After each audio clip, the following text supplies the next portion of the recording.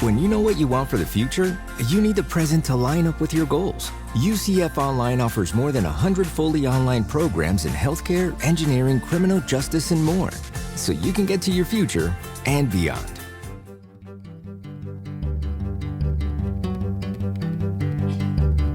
From the University of Central Florida's Center for Distributed Learning, I'm Kelvin Thompson. And I am Tom Cavanaugh. And you are listening to Topcast, the Teaching Online podcast. Hey, Tom. Hey, Kelvin. How are things? Yeah, things are good. You know, I always get kind of thoughtful when you ask me that question. You know, some things are better than others, but, you know, generally speaking, they're all good. Things are good. Yeah. And, you know, it's funny, too. It's one of those things. We've talked about this before, I think. It's like, it's not a great question to ask people because if things aren't so good, you really don't have time to actually have a deep, supportive, empathetic conversation. So there are better questions you can ask. Or you do, and the rest of it goes away. That happened to me not long ago. We had an event. Faculty member came, said, hey, do you have a minute? And I said, sure. And people were leaving, you know, and sat down, and he revealed a number of very personal tragedies that had befallen him in the interim since I had last seen him in person. And I said, well, my goodness, you're doing well just to be here, and thank you for trusting me with that. And they turned the lights off, everybody was gone, but I'm like, I am not walking away from this guy. Yeah, yeah. So sometimes, you know, that's a thing. Yeah, it is. So I'm glad things are good, at least mostly in this context. Yeah. I can't complain. I can't complain. Well, so I guess maybe the next question is how's your coffee, which I see you drinking there? Excellent. How's yours? It's excellent. I'm enjoying this is my second cup today. Oh, won't tell anybody. Yes. Won't tell anybody. But we are not drinking from the same communal cup today. My coffee is thematically selected as I am remote from the office. Would you like to try to make a connection to your cup, Tom? Probably not. Mine is a donut shop brand decaf. It's pretty standard, plain generic coffee. It's good. Well, I like it. Well, that's good. Well, I can say this. My coffee is neither plain nor generic, so it is filled with nuance and context. Okay. So lay it on me. I will tell you, I don't know that you're going to find any kind of a connection, but I liked the coffee, so here it is. So this is, in my cup, Tom, a single origin Ethiopia from Brandywine Coffee Roasters in Wilmington, Delaware. And this was a special small batch roast, which I get sometime through a provider, and it was packaged up for Halloween in association with fellow coffee products. And so they call it, that's important to know, the backstory, because they call this is Fellowween. Fellowween, this is Fellowween, with special packaging in the coffee bag, artwork, spooky descriptions for everything in the coffee, like, for instance, frightening notes of cherry, et cetera, et cetera, et cetera.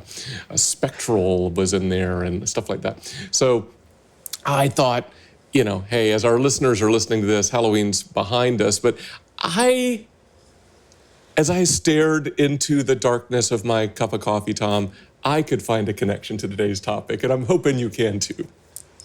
Frightening notes of cherry. I guess there's nothing more frightening than cherry. Oh my gosh, it's one of my favorite flavors. Yeah. I'm drawing a blank, Kelvin. Other than the fact that it's that time of year, and we are recording in the season of Halloween. I don't know. Well, Tom, I'll try to express what I was thinking with this sort of gratuitously chosen thematic coffee.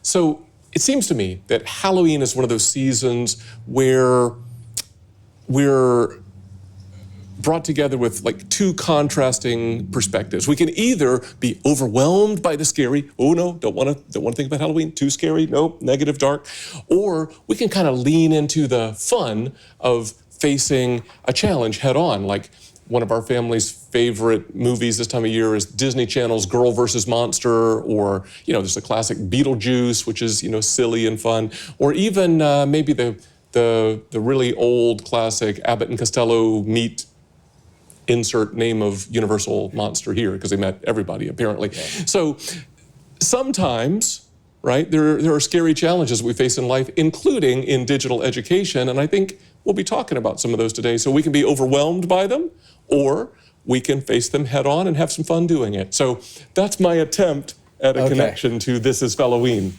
All right, I get it. I think that works, and I think that would work for our guest as well if I asked her that question in the interview. So yeah, I think that works. So Kelvin, do you want to kind of set up who we have as our guest today? Sure thing. So Tom, not too awfully long ago, maybe longer than we would have liked, you interviewed Dr. Jocelyn Widmer. Dr. Widmer is Assistant Provost for Academic Innovation at Texas A&M University.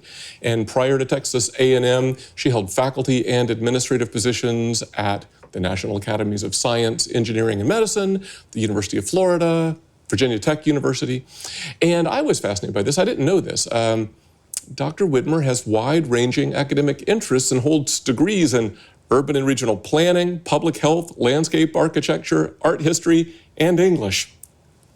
Wow. She is a Renaissance woman. I knew about urban planning, but yeah, I don't know if I knew all of that other stuff, but I am not surprised at all knowing Jocelyn. Maybe the only thing I'd say about the interview is that we had a kind of a real focus on kind of administrative kind of leadership kinds of topics. So I got personally a lot out of our conversation, as every time I talk to Jocelyn, I do. So I think that when you listen to it, sort of listen to it through that lens. Mm-hmm. Mm-hmm. Okay, well, through the technological marvel that is modern podcast time travel, here is your interview with Jocelyn Widmer. Jocelyn, thank you so much for being on Topcast. Absolutely. Thanks for having me, Tom. So one of the things we talked about kind of in preparation for this conversation were the conversations you've been having with chief online learning officers at various institutions and kind of your own little listening tour. And, I give you a lot of credit. You're always learning, and you're always, seeking to share what you've learned. And I thought that it might be really useful for the Topcast listening audience to kind of learn a little bit about what you've learned through that process. And so maybe the first question is kind of like, are there any particular lessons, leadership lessons, or lessons learned from those conversations with COLOs, Chief Online Learning Officers? Sure. That's a great kickoff. So I started to do this sometime this past spring. So as you know, we transitioned to a new learning management system and kind of got everything wrapped up. I would say once we launched the spring 2022 semester. And of course, we were supporting kind of fringe cases for remote instruction. So it was kind of the first opportunity to take a breath and figure out where are we heading next.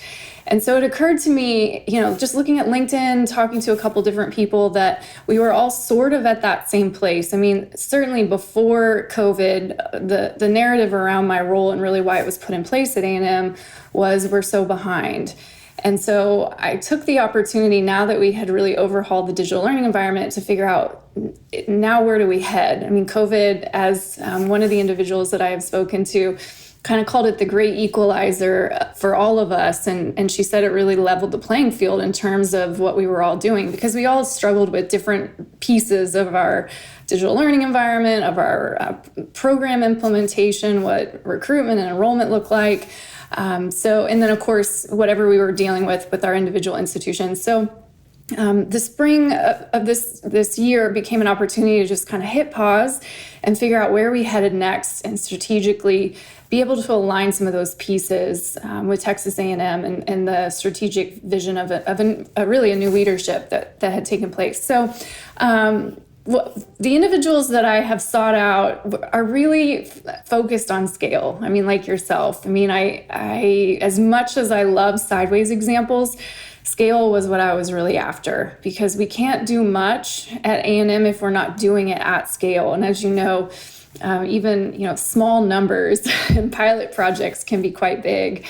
So just having that group of people that I could bounce ideas off of who are constantly thinking at scale was something that I didn't realize, just kind of became people's North Star in this collection of us that deal with really large institutions. So scale was, obviously one piece of it. The other piece I was really interested in was understanding, was my particular unit structured correctly? And I don't think there's a correct way to structure a unit. And I probably spent 3 years trying to say, it's just not right. How do I make it right? And then that magical moment, things will just fall into place. And what I learned specifically from talking with you and others who have been in their roles much longer, or at similar roles at previous institutions much longer, was it's an additive approach. And you just kind of, there's some things you inherit, there are some things that you want and they're not part of your portfolio, and there are some things that you're constantly trying to figure out where they fit that you have. And so I think it's about what I've learned in making the rounds is telling that story of why you have the pieces organizationally in your unit, and then particularly the next step is who you can partner with because you have those pieces. And then the other piece, I think we all support a little bit of a different portfolio. Probably yours and mine are pretty close. I've talked to others who they have more of the back-end IT as part of their portfolio. And so obviously, just some of those differences drive agendas and strategy. But we've all been dealing with staffing issues. And so that's been really helpful. That was kind of, just at the crux of where I felt like I was stuck this past spring. And how was I going to staff up? And how was I going to continue to deal with the Great Resignation? I lost 13 people over a 9-month period from 6/1/2021 to kind of mid-spring. And so, I don't want to take your people. I don't want to take anybody's people. So it's like, where do we go to find the talent? And so that was a big piece that I was asking, where people are finding talent, but then also what are they doing to retain the talent? And, particularly focused on, if remote work is not an option, what else is on the table? So I would say that kind of summarizes what some of the discussions have been at a high level. Wow. I can relate so much to so much of that, and for the record, I don't want you taking our people either. But I relate. Yeah, I don't know if we've had 13 people, but we've had more than we should who have left for various opportunities. And I would say, I think all of them, with one exception, have been to industry, not to other institutions of higher learning. So yeah, right. I think it's something we're all kind of dealing with right now. Kelvin and I have done episodes on that, that topic of the Great Resignation. So yeah, that's fascinating. And so you really were focused on scale, which makes sense. I think A&M and UCF compete annually to see who's actually bigger than the other. I think you have the edge right now, but not by a lot. So we're both large, and so I get it. So do you think anything that you've learned, maybe kind of the way units are structured, or the way you partner with others internally or externally, can be applied to institutions that aren't big R1 public scale universities, like, a small liberal arts college or a community college or something like that? Sure. That's a great question. I from time to time, I've thought, what would I do if I went to a very small liberal arts college outside of Austin for my undergrad? And so, I just have these moments where I'm like, what would I have done if I were in this role at a place with just very different resources and priorities? And that's tough, because I sit in the role and I just constantly think about, if I can't do it one way, I can come up with another way, because I have such an expansive institution to draw from. So I think one of the pieces, just to kind of in interviewing individuals who have come from some of these institutions, I may have done a lot of interviewing. I probably should have counted how many Zoom interviews I've done in the last year. I would say at least 100. I think the institutions like that are really leveraging faculty, and that's something that, I mean, governance is another question that I'm constantly asking leaders. How can I do it better? I mean, it's something that I think we always hear when we're not doing it well. We don't necessarily hear when we're doing it okay at our institutions. So I'm constantly looking for new ideas with respect to governance. So I think that's a translation at a smaller place, is leveraging governance committees. We've done some things through pilots through our Faculty Senate Executive Committee, for instance, and they've been tremendous partners.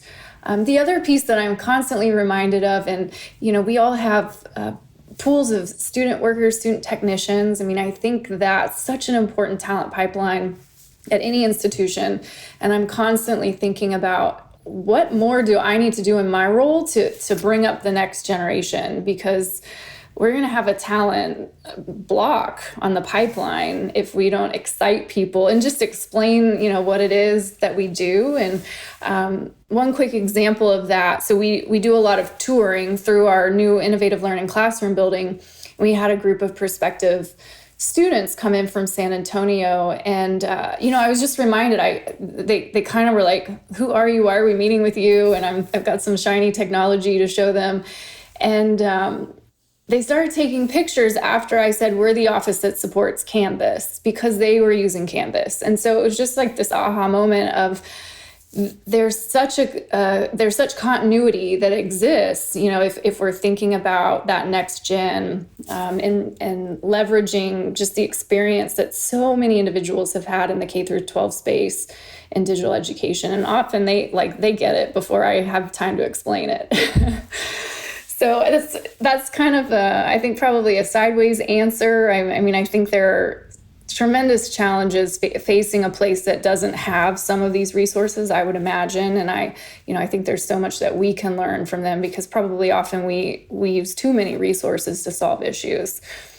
Yeah, and even between institutions that are similar, the contexts and culture and Yes. organization are all going to be different anyway. So it's not like anything you can just pick up as a template and put it down someplace else. It just doesn't work that way. I think as you sort of implied in answering the first question, that you're not going to find that one right organizational structure. Oh, I just need to do that, because it needs to be shaped and adjusted for your particular context, and what works at one place may or may not work at another. We all tend to look west at Arizona State, Sure. I guess, unless you're in California, you look east, and what they do. And it's pretty amazing. I'm a big admirer of what they do, and the same with Southern New Hampshire and Western Governors and some of these really innovative places. But we couldn't do it the way they do it, for a lot of the way they're funded, the way they're structured, all of that.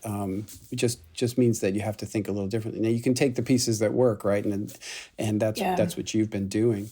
So speaking of pieces that work, or maybe more accurate, pieces that don't, I wonder if anybody admitted any mistakes that they made along the way, or if you observed any kind of lessons that we can take from somebody else's misstep. Sure. In this, I'll throw myself in the mix here. I think so many of us came into our roles from other institutions, and what we tried to do in our roles was in the context, as you just mentioned, of another, in the context and culture of another institution. And so I think however, we almost all were given, change it, improve it, make it better as quickly as you can. I think that seems to be what we were all told. And you when you work quickly, you often don't have an opportunity to really understand, why something is in place. And so to tear it apart, or to cut it off, or shut down a program or something like that without really understanding the context. You're going to hear about that for years and years later. So I think, it's kind of a two-sided issue. We were all given such a velocity and a pace at which we were asked to work, and you just can't get to know an institution that quickly So I think COVID, a number of us were in our roles, I don't know, a year or less before COVID, and my mind is blown by those who took roles during COVID because just can't imagine that. But COVID became an opportunity to hit reset, forget some of those things. I mean, we just became, we became necessary in a way that we maybe weren't before. And you know, I'm speaking broadly here. This is a summary of many people I've talked to. And so it just gave us an opportunity to, you know, hit reset on some of the mistakes we made and dig deeper and make improvements through the high stakes environment of COVID. And I think that started to, you know, change people's minds about what we could do maybe. Yeah, our president started in April of 2020. I can't imagine. I can't either. Yeah, it's crazy. You know, the other thing, this is, you and I have talked quite a bit about learning technologies. I mean, this is, you know, an issue more in the weeds. I think one place where we've all struggled, we wanted to have one strategy before COVID. COVID has had us have a different strategy with learning technologies. And now what do we do after? So that's been a big question I've asked. And it's been something where I think, you know, just different approaches and ideas that didn't work maybe necessarily prior to COVID. COVID has helped put better policy in place behind tools, or better awareness on the fact that these tools cost, and we need a strategy for how we're going to think about cost sharing. Are we going to pass fees along to students or not? You know, all of those types of things. So that was, you know, something that I've heard a lot, and I don't think anybody has the answer today. I mean, online proctoring is one that I've specifically asked. I asked you. I've asked Penn State, Arizona State, University of Florida has theirs posted on a website. And so it's, you know, everybody's doing a little bit differently. And that's tough. Yeah, well, I mean, it does sort of lead into what I think maybe would be a good kind of concluding question, which is, you know, based on these conversations, have you picked up any hints on what you think is kind of around the corner as we hopefully turn the corner on this pandemic and start, you know, instantiating some of the lessons learned or expanding some of the things that we were doing already? You know, what's coming that we should be prepared for? Sure. Well, you and I have had really rich conversations about immersive experiences and what's to come with digital twins of universities at scale. And I have had some amazing conversations with our new interim dean of performance visualization and fine arts at A&M, Tim McLaughlin, who's a leader in the field of visualization, about what this could look like at a place like A&M that has such a rich tradition of teaching excellence in the classroom, and, you know, and traditions that surround the campus experience. And so I think we're all questioning how we continue to offer that and create an environment where that exists, but then also know there's student demand for, you know, what's coming around the corner. And I think immersive technologies are really what's heading next. I think, I mean, from my perspective,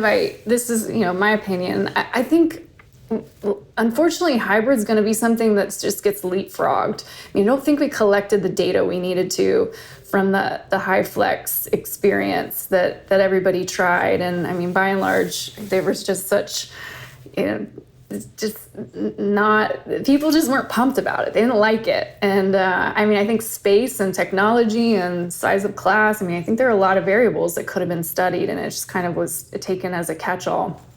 So thinking, you know, about how we recreate spaces on campus in virtual environments and immerse students in them, that's where I think things are really headed. And we can do that at really small scales, you know, recreate a lab and use haptics and see and study and test and replicate. You know, there's all kinds of concerns with student services and what that might look like. And I think there are just different ways of thinking about this than just the whole university model that are much more valuable proofs of concepts than getting stuck on, can we do academic advising in an immersive environment, for instance. So that piece, but I think we've got to continue to collect the data as we try, stepping into these new types of learning environments, and then definitely a focus on ensuring faculty know how to teach in them and are equipped to teach in them, and students are equipped to learn in them. And because I think that was just one of the pieces that couldn't get enough attention and rigor during the pandemic. One thing I'll say, I mean, it kind of links to this and to your previous question about, where have we stumbled and where are we headed? I think all of us, everybody I've talked to has that one student who they know they're not reaching currently. And if they could just move their operations and their programming and all that they do and extend it to that one student, then there's just tremendous value, and kind of that propels momentum forward into the next student that we can continue to reach. So I think there's just a true commitment to access that immersive environments would afford us, just thinking a little bigger and broader than the current inputs that I think we all juggle on a daily basis. Well, bringing it back and grounding it on the student experience and student success is the right answer, right? And it's certainly a theme here at Topcast, and probably a good place to wrap it up. So Jocelyn, thank you so much for agreeing to be on the podcast. Really appreciate it. Absolutely. Thank you, Tom. Well, Tom, that was your interview with Dr. Jocelyn Widmer. It was, yeah, and it was, I thought, a really, really great discussion. I think that she's really thoughtful about her job, but also this industry, the space in general. And so I always enjoy talking to her. No kidding. And I think we got ahead of ourselves before we hit record.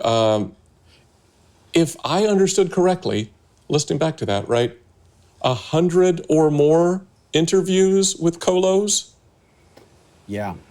Yeah, that's a lot. I'm not sure anybody has had that kind of, scope of research and networking and just kind of, picking the brains of people who do this job. I think she should probably write a book or something about what she's learned based on all of those interviews. And I think that maybe with the dawn of Zoom, that's helped. Yeah. Although actually the last time I spoke to her, except for this podcast, was in person. It was at a conference. So, I think some of these were in person too. I also see on her LinkedIn profile, she's making the rounds in person also, where she's meeting some of these folks. I think that there's such a wealth of information and knowledge that she has captured. I hope that she shares it with the rest of the world, all of her lessons learned. You know what we should do? We should connect further. This would be a good spinoff. We should connect further Jocelyn with Eric Fredrickson. Wouldn't that be a dynamic duo in this Chief Online Learning Officer work? I bet their lists overlap quite a bit. Yeah. But that'd be an interesting conversation, I think.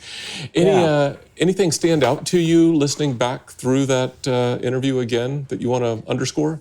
I mean, there's a lot, probably more than we have time to kind of dig into. But one was this emphasis on scale. Which seems to be the higher education challenge of our day, not just in online learning, but just, how do we support more students, provide more access? And so scale, I think, is a very particular challenge that she's addressed, just because Texas A&M is such a giant school. But also how to apply some of the lessons that are more universal to even schools that don't focus as much on scale. And I thought that she was very thoughtful about how those two areas are kind of two sides of the same coin in many ways. Yeah, I agreed with that. I thought it was great that she kind of gave attention to what we might frame as less resourced institutions, right? And the whole idea of you lean into relationships with faculty, and you go through like the faculty senate and existing structures, and you try to leverage student workers and make that a co-curricular thing. And I thought those were good ideas. Good ideas. I also, just for the sake of saying this, I thought, while there were a number of things we could pull the thread on in terms of your what next question. I loved that where you both ended it was sort of a reminder of more perennial principles of like the importance of faculty preparation in digital education and the importance of remembering to center on student access and student success. Those were great. Yeah, kind of anchoring back on the student, I think you can never go wrong, right? No matter what your mission is, how you're resourced, it's all about the students and their success. Mm-hmm. So yeah, I thought that was a good way to end it as well. So yeah, so Jocelyn, thank you very much for taking the time to be on the podcast. We really do appreciate it. You want to try to put us on the ground? Sure. I think that you and I would both agree there are always leadership challenges in the field of online and digital education. I mean, it seems like every day there's a new one. But dialogue between administrative leaders and surfacing effective practices can help the field move forward. I mean, we only get better by talking to each other. And this is a great community. If you're listening to this and you're new to the world of online learning, welcome, because this is a very open, accepting, sharing community, and all you have to do is just put yourself out there and you're going to get all kinds of help. Yeah, no, that's great. I agree with that. Well, Tom, looking forward to the next time we can share an in-person cup of coffee, but because I'd happily pour one for you. But until next time, for Topcast, I'm Kelvin. And I'm Tom. See ya.